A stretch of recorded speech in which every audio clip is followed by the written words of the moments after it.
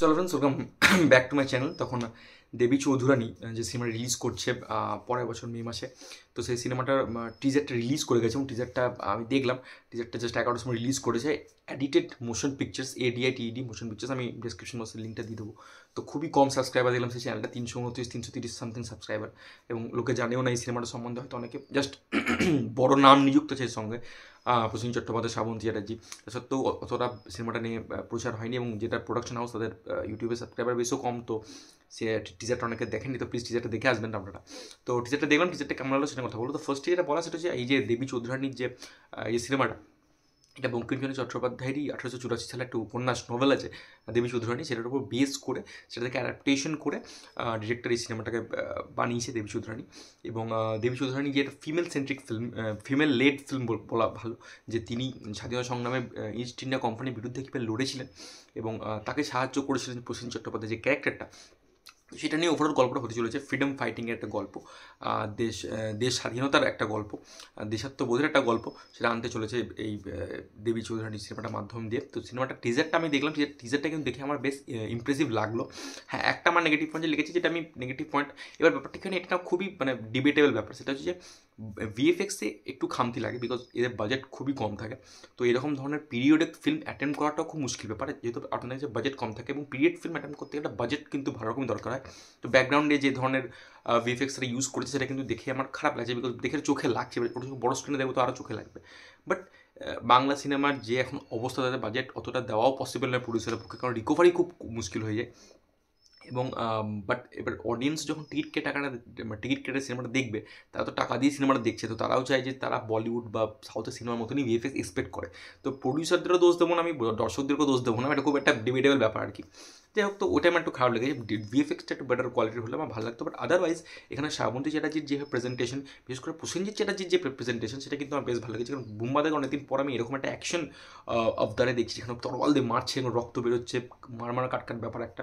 যেমন শ্রাবন্তী চ্যাটার্জিও অ্যাকশন করছে, ঘোড়ার পিঠে চড়ে আসছে, কারণ তিনি দেবী চৌধুরানী ভূমিকা অভিনয় করছেন। এবং তার সাথে সাথে প্রসেনজিৎ চট্টোপাধ্যায় তাকে তার গুরু তাকে শিক্ষাটা দেবেন, তাকে লড়াই করার যে শিক্ষাটা দেবেন। এবং প্রসেনজিৎ চট্টোপাধ্যায়ের লুকটা কিন্তু বেশ ভালো লাগছে আমার। একটা সিন আছে যেখানে প্রসেনজিৎ চট্টোপাধ্যায় এখান থেকে রক্তটা পড়ে, ওখানে ওর ফেশিয়াল এক্সপ্রেশন দেবে, ওখানে শর্টটাকে যেভাবে নেওয়া হয়েছে ক্লোজ আপে, সেটা কিন্তু বেশ ভালো লাগছে। এবং শ্রাবন্তী চ্যাটার্জির লাস্টের দিকে একটা সিন আছে যেখানে টিজারটা শেষ হয়ে যায়, দেবী চৌধুরানী টাইটেলটা উঠে যায়, তারপরে সিন আছে যেখানে চোখের মুখে যে অ্যাঙ্গার, যে অ্যাগ্রেশন, সেটা ফুটে ওঠে। তো শ্রাবন্তী চ্যাটার্জি কিন্তু অনেকদিন পর এরকম রোলে আমরা দেখতে পাচ্ছি। এরকম রোলে অনেকদিন পর শ্রাবন্তী চ্যাটার্জিকে এরকম রোলে দেখতেই পায় না আমরা শ্রাবন্তীকে। তো সেই রোলে আমরা অনেকদিন সেই রোলে দেখছি আমরা। তো প্রেজেন্টেশন কিন্তু ডিরেক্টর দুজন অ্যাক্টারকে ডিফারেন্ট ওয়েতে করেছেন, কারণ বুম্বাদাকেও সাধারণত এই ধরনের রোলে আমরা দেখতে পাই না। তো বুম্বাদা যে ধরনের রোল এখন বিগত 10 বছর ধরে তিনি করে আসছেন, 10-15 বছর ধরে, তার থেকে অনেক ডিফারেন্ট একটা রোল থেকে দেওয়া হয়েছে। এবং সেই রোলে কিন্তু তিনি জাস্টিস করেছেন বলে আমার মনে হচ্ছে। যেখানে এখানে সিনেমায় কোনো ডায়লগস নেই, বাট সিনেমাতে যেভাবে প্রেজেন্টেশনটা করেছে বুম্বাদার বলি বা শ্রাবন্তীর বলি, এই দুটো ক্যারেক্টারকে বেশিরভাগ দেখানো হয়েছে। বাট এই সিনেমাতে আরও কাস্ট রয়েছে, যেমন বলা ভালো, এখানে শুভশ্রী চক্রবর্তী রয়েছে, তার ছেলে অর্জুন চক্রবর্তী রয়েছে, কিঞ্জল নন্দ রয়েছে, বিবৃতি চ্যাটার্জি রয়েছে, এবং আরও অনেকে রয়েছে, আমি কারোর নাম মিস করতে পারি। তো এরকম অনেকে রয়েছে, কাস্ট খুব হিউজ কাস্ট। এবং এই সিনেমার কিন্তু ব্যাকগ্রাউন্ড মিউজিকের কাজ আমার বেশ ভালো লেগেছে। এবং ব্যাকগ্রাউন্ড মিউজিকটা শুনে আমি বুঝতে পেরেছিলাম, প্রথম যখন শুনলাম যে এটা বিক্রম ঘোষই ব্যাকগ্রাউন্ড মিউজিকটা দিয়েছে, এবং আমি ক্রেডিটসে চেক করছিলাম, তো দেখলাম হ্যাঁ বিক্রম ঘোষই ব্যাকগ্রাউন্ড মিউজিকটা দিয়েছে। তো বিক্রম ঘোষের ব্যাকগ্রাউন্ড মিউজিকে না একটা কী বলবো, একটা থাকে, যেটা আপনি শুনলেই বুঝতে পারবেন যে এটা বিক্রম ঘোষই দিয়েছে।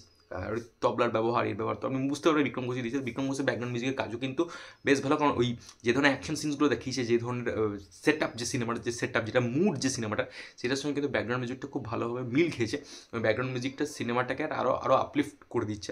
তো আমার কিন্তু দেবী চৌধুরানী টিজারটা বেশ ভালো লেগেছে। এবং গল্পটা যদি ভালো হয়, কমপ্লেক্স একটা স্টোরি, কমপ্লেক্স বলা ভুল, স্টোরি লাইনটা যদি খুব ভালো হয়, এবং স্টোরি লাইনের সাথে সাথে যেভাবে ক্যারেক্টার্সগুলোকে নিয়ে আসবে, ক্যারেক্টার্সগুলোকে নিয়ে আসার সাথে সাথে যদি পারফরমেন্স ডেফিনেটলি ভালোই থাকবে, কারণ ভালো অ্যাক্টার্স থেকে কাস্ট করা হয়েছে। ওই একটা গ্র্যান্ডিওরের সিনেমা, সেই যে গ্র্যান্ডিওরটা, সেই যে সেটটা যদি ভালোভাবে প্রোভাইড করতে পারে, এখন অনেক সময় আছে সিনেমাটার পিছনে। একটু VFX-এ ওয়ার্ক করলে সিনেমাটা যদি আরও ভালোভাবে প্রমোশনটা করা খুব দরকার এই সিনেমার পিছনে। প্রমোশনটা খুব ইম্পর্টেন্ট এই সিনেমার জন্য, বিকজ বাজেটটা প্রচণ্ড বেশি। তো রিকভারি করতে দেব যেমন খাদান নিয়ে এসে দেখিয়ে দিল যে বাংলায় মাস অডিয়েন্স এখন এক্সিস্ট করে, কারণ সেই অডিয়েন্সই কিন্তু জওয়ান দেখতে যায়, সেই অডিয়েন্সই কিন্তু পাঠান দেখতে যায়। তো আপনাকে সেই অডিয়েন্সকে ট্যাপ করতে হবে, আপনাকে সেই অডিয়েন্সের কাছে পৌঁছতে হবে। সে বেঙ্গল ট্যুর করে কিন্তু ইন্টিরিয়ারে গিয়ে পৌঁছেছে অডিয়েন্সের কাছে, তবেই কিন্তু খাদানেরই বক্স অফিস। তো আপনাকে কিন্তু সিনেমাটা বানিয়ে নিলেই হবে না, সিনেমাটাকে কিন্তু আপনাকে বিক্রি করতে জানতে হবে, সিনেমাটাকে আপনাকে কিন্তু সেল করতে জানতে হবে। তো দেব তো ওখানে একটা বড় মুখ, এখানে বড় মুখ রয়েছে, বাট এখানে প্রোডাকশন হাউস যে সে খুবই আননোন একটা প্রোডাকশন হাউস, তো তাদেরকে ইন্টেরিয়ারে যেতে হবে, প্রমোশন করতে ভালো হবে, তবেই কিন্তু সিনেমাটার একটা ভালো বক্স অফিস আসতে পারে। যেটা টু আর্লি টু সে।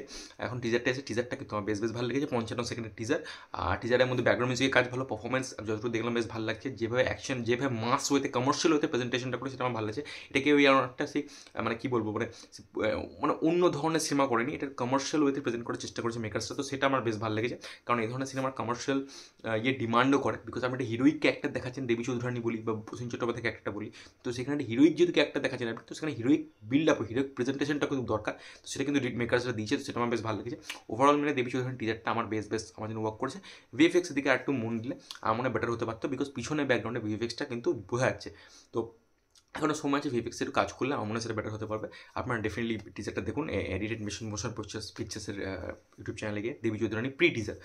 তো এটার জন্য ওভারঅল টেক দেবী চৌধুরানী টিজারটা নিয়ে আপনাদের টিজারটা কেমন লাগলো ডেফিনেটলি কমেন্ট করে জানতে পারেন। ভিডিওটা ভালো লাগলে চ্যানেলটাকে প্লিজ সাবস্ক্রাইব করে দেবেন, আর আমার সাথে জুড়তে চাইলে ডিসক্রিপশন বক্সে লিঙ্ক দিয়ে জুড়তে পারেন। টেক কেয়ার, গুড বাই, আর হ্যাঁ, মেরি ক্রিসমাস।